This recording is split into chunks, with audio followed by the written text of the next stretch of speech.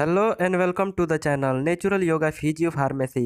Friends, इस video में हम देखेंगे कि ट्यूबरकुलोसिस क्या है, इसके कॉजेज क्या हैं, सिम्टम्स, डायग्नोसिस और ट्रीटमेंट में कौन कौन से मेडिसिन यूज होते हैं और कैसे ट्यूबरकुलोसिस के अफेक्ट से बचा जा सकता है। तो आइए फ्रेंड्स, वीडियो को शुरू करते हैं।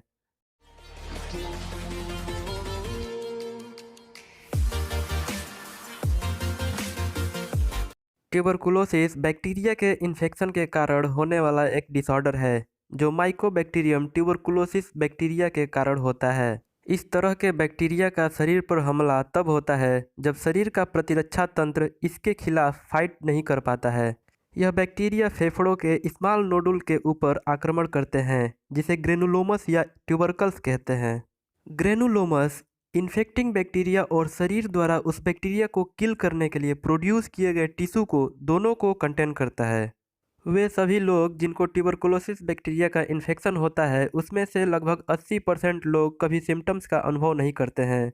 आमतौर पर ट्यूबरकुलोसिस बैक्टीरिया उनमें भी मौजूद होता है, लेकिन शरीर में ग्रेनुलोमस उन बैक्टीरिया को घेरे रहता है जिसके कारण वह बैक्टीरिया एक्टिव नहीं हो पाते। लेकिन इम्यून सिस्टम के कमज़ोर होने पर या फिर किसी दूसरे डिसऑर्डर के डेवलप होने पे यह बैक्टीरिया एक्टिव हो जाते हैं। बाकी 20% लोगों में से आधे लोगों में इन्फेक्शन 3 महीने में फैलता है, जबकि आधे लोगों में इन्फेक्शन बहुत तेज़ी से कम समय में फैल जाता है। ट्यूबरकुलोसिस आमतौर पर फेफड़ों को अफेक्ट करता है, लेकिन यह शरीर के कुछ दूसरे पार्ट को भी अफेक्ट कर सकता है, जैसे कि स्पाइन, किडनी, गैस्ट्रोइंटेस्टाइनल ट्रैक्ट और लाइनिंग ऑफ हार्ट। कॉजेज की अगर हम बात करें तो ट्यूबरकुलोसिस माइकोबैक्टीरियम ट्यूबरकुलोसिस ऑर्गेनिज्म के कारण होता है, जो एक इन्फेक्टेड पर्सन द्वारा खांसते या छींकते समय ड्रॉपलेट्स हवा के द्वारा नॉर्मल पर्सन में पहुंचते हैं और नॉर्मल पर्सन को भी इन्फेक्टेड कर देते हैं। यह एक संक्रामक बीमारी होता है जो भीड़ भाड़ वाली जगहों पे जाने या एक दूसरे के कांटेक्ट में आने से फैलता है। ट्यूबरकुलोसिस का खतरा कमज़ोर और अति संवेदनशील लोगों में ज़्यादा रहता है और साथ ही बहुत छोटे बच्चे, बूढ़े या फिर ऐसे लोग जो मेडिकल पर्सन हैं उनमें टीबी होने का खतरा ज़्यादा रहता है। कोई भी अगर किसी टीबी के पेशेंट के साथ क्लोज कांटेक्ट में रहता है तो उसे भी टीबी का जांच करवा लेना चाहिए। इसके अलावा ऐसे व्यक्ति जो लंबे समय से खांस रहे हैं और उनके ऊपर कफ प्रिपरेशन या कफ सिरप वगैरह का कोई भी प्रभाव नहीं पड़ रहा है तो उन्हें भी टीबी की जांच अवश्य करवा लेना चाहिए। सिम्टम्स की अगर हम बात करें तो इस कंडीशन में बुखार रहता है, शरीर में बहुत ही ज़्यादा थकान महसूस होता है, भूख नहीं लगता है, वजन कम होने लगता है। ये सब अर्ली सिम्टम्स के रूप में दिखाई देते हैं। साथ ही साथ लगातार खांसी का होना, खांसी के साथ खून या बलगम का आना, सीने में दर्द और सांस लेने में कठिनाइयाँ महसूस होना, ये सब सिम्टम्स दिखाई दे सकते हैं। डायग्नोसिस की अगर हम बात करें तो ट्यूबरकुलोसिस के कंडीशन में सिम्टम्स को देखकर हम डिजीज का पता नहीं लगा सकते, इसलिए टीबी की जांच करवाना और भी ज़रूरी होता है, क्योंकि इस तरह के सिम्टम्स और दूसरे डिजीज में भी दिखाई देते हैं। अगर जल्दी से इसका पता नहीं लगाया गया तो यह एडवांस स्टेज में पहुंच सकता है।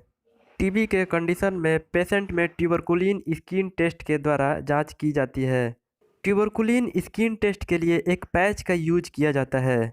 टीबी का बैक्टीरिया शरीर में एक्टिव या इनएक्टिव कंडीशन में मौजूद है या नहीं है, इसका पता लगाने के लिए हम dead TB bacterial treated patch को स्किन पर यूज करते हैं।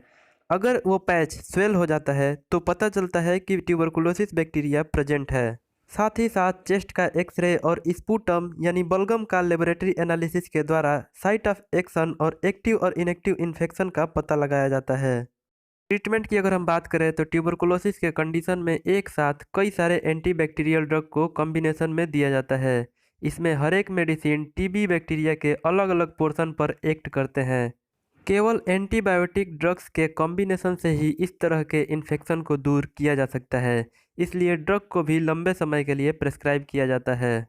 इस कंडीशन में ट्रीटमेंट लगभग 6 महीने से 1 साल तक के लिए होता है, लेकिन 2 हफ्ते बाद व्यक्ति नॉर्मल एक्टिविटी शुरू कर सकता है। वैसे तो ट्यूबरकुलोसिस घातक कम होता है, लेकिन एंटी ट्यूबरकुलोसिस ड्रग के साइड इफेक्ट के रूप में लिवर डिजीज और हियरिंग डैमेज हो सकता है। मेडिकेशन की अगर हम बात करें तो कैप्सूल के रूप में रिफाम्पिसिन को ज़्यादा प्रेस्क्राइब किया जाता है। इसके अलावा टीबी से बचाव के लिए कुछ वैक्सीन्स भी यूज किए जाते हैं, जैसे कि बीसीजी वैक्सीन जो आमतौर पर बच्चों में यूज किया जाता है।